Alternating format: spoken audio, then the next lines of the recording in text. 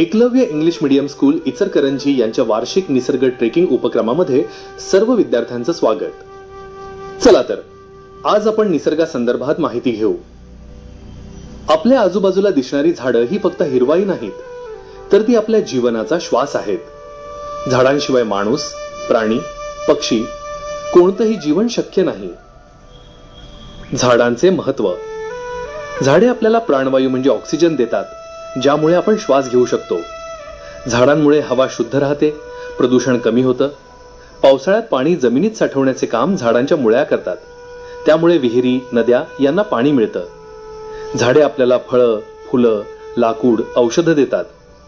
उन्हाळ्यात सावली देणारा मोठा पिंपळ किंवा वडाचं झाड म्हणजे जणू नैसर्गिक छत्रीच आहे।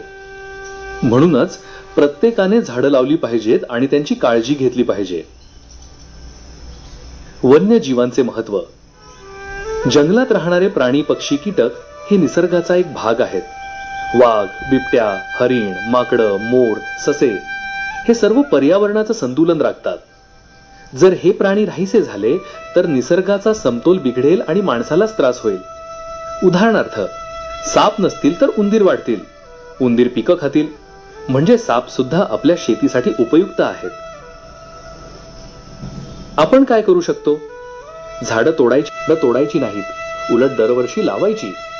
जंगलात गेल्यावर कचरा टाकायचा नाही, प्राणी पक्ष्यांना त्रास द्यायचा नाही, पाणी व वीज वाचवायची। निसर्ग माणसं कुटुंब आहे असं समजून वागायचं। शिकवण।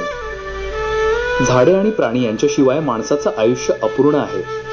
निसर्ग आपला मित्र आहे, म्हणून त्याचं रक्षण करणं आपली जबाबदारी आहे। एक विद्यार्थी एक झाड ही सवय लावली तर आपलं भविष्य हिरवगार आणि सुंदर होईल। मुलांनो, लक्षात ठेवा, निसर्गाचं रक्षण केलं तर तो आपलं संरक्षण करतो, निसर्गाचा नाश केला तर तो आपल्यालाही वाचू देत नाही। चला मग आज आपण एक कविता म्हणू। झाडे माझे सखे जीवलग, श्वास देती तेच निरंतर। फुलांत सुगंध, फळांत गोडी, सावलीत थंडावा सुंदर। पक्षी गाती गोड गाणी, झुळझुळ वाहे झरा। जंगल माझे घरच आहे, निसर्ग माझा सखा खरा।